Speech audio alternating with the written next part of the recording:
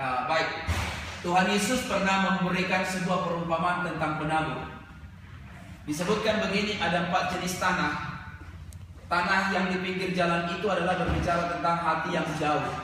Kalau benih itu, hati itu jauh, maka susah mau bertumbuh. Yang kedua, tanah yang berbatu, hati yang keras.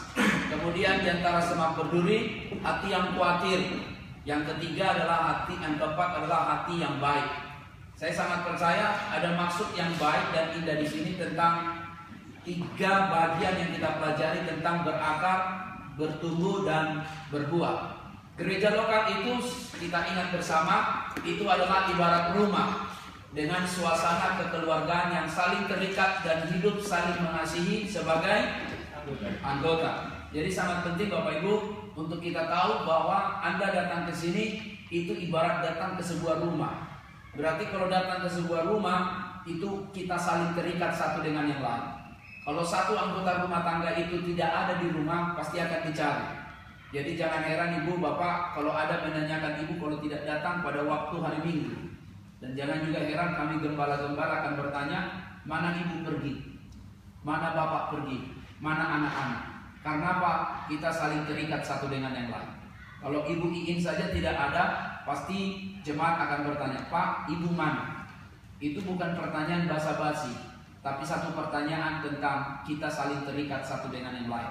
Katakan amin. Amin. Bahkan dikatakan kepada kita, gereja lokal itu ada 4 pilarnya yang kita pelajari, dan saya sangat yakin pertumbuhan itu adalah hukum kehidupan.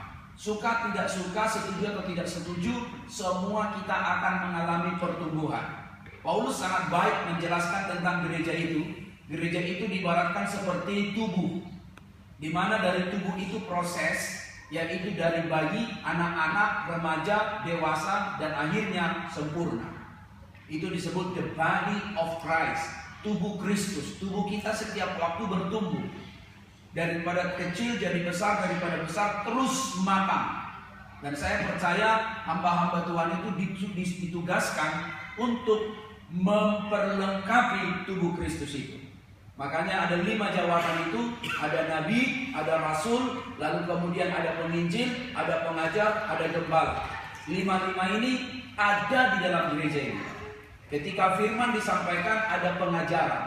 Ketika Bapak Ibu ditanya apa kabar, ada spirit penggembalaan.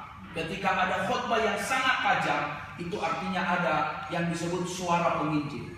Lalu kemudian Nabi berbicara tentang ada nubuatan, ada profetik yang disampaikan pada hidup Anda. Yang terakhirnya adalah rasul, mengutus kita bukan hanya untuk menjadi gereja lokal, tapi kita bertumbuh dimanapun kita berada. Dan saya percaya 5 jawaban itu ada di dalam setiap gereja, baik itu mewakili personal maupun mewakili fungsi setiap pemimpin yang ada. Dan juga saya katakan kepada kita hari ini bahwa ada 4 jenis Kristen yang kita bicarakan. Ada Kristen museum, Kristen bioskop, Kristen restoran, terakhir Kristen tertanam. Museum artinya dia sebagai Kristen yang cuma jalan-jalan, turis. Yang Kristen bioskop artinya Kristen egois, nggak mau peduli tentang gereja itu. Yang penting saya datang, lalu kemudian tolong jangan ganggu saya. Jangan tanya alamat saya, jangan minta nomor telepon saya datang, enough. Syukur masih saya datang. Kristen restoran artinya Kristen tanpa komitmen. Kalau Anda pergi ke restoran, nggak pernah saya tengok, tidak akan mungkin Anda pergi membersihkan kamar mandinya. Karena saya datang, saya makan, saya bayar. Tapi kalau Anda datang ke gereja, ingat baik, harus Kristen tertanam. Tertanam itu artinya di sana kita didewasakan, di sana kita dimatangkan. Dan saya berbicara tentang buah, itu saya mendapat menyinggung 5 bagian ini. Bahwa di dalam kehidupan kita ada 5 jenis buah. 1 buah yang masam. Buah yang masam itu artinya orang tersebut menjadi troublemaker, bikin masalah. Buah busuk itu artinya yaitu apa tuh?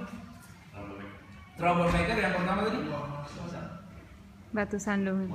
Batu sandungan. Kalau buah mengkar itu adalah Kristen abad agamawi. Buah yang diterap itu Kristen yang terpaksa. Tapi pada akhirnya semua buah ini gak enak selain buah yang satu ini, yaitu buah yang mahal.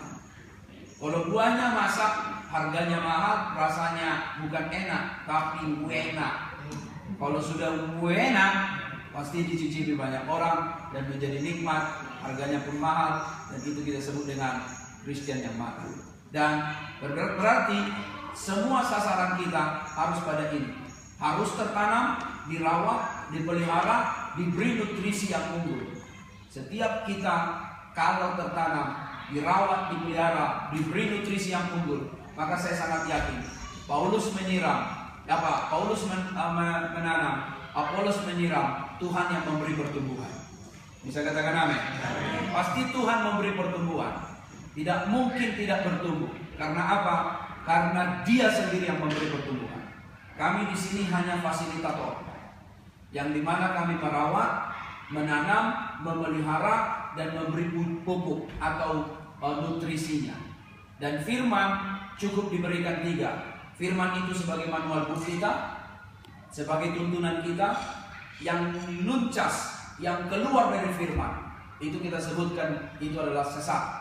Tapi yang masih firman, itulah yang disebut manual book, bahasa yang keren sekarang, manual book. Roh Kudus adalah roh penolong. Dia akan tolong kita bertumbuh. Bisa katakan amin? Amin. Bisa katakan amin? Amin. Roh Kudus itu akan tolong kita. Dan kalau Dia tolong kita, saya sangat yakin Dia sangat efektif. Sekalipun di gereja kita cuma 2 jam, dan kemudian 6 hari kita di kehidupan kita sendiri-sendiri, di dalam kehidupan yang 6 hari itu pun Tuhan tetap dalam peran Roh Kudus, Dia akan memberi pertumbuhan dalam hidup kita. Kita mau marah, kita ingat, bisa tiba-tiba terrem, mundur. Kita sudah mau bukan lagi emosi, esmosi, tiba-tiba bisa terrem. Oh iya, saya pelayan Tuhan, kok saya marahin sampai gitu ya. Sudah mengeluarkan kata F,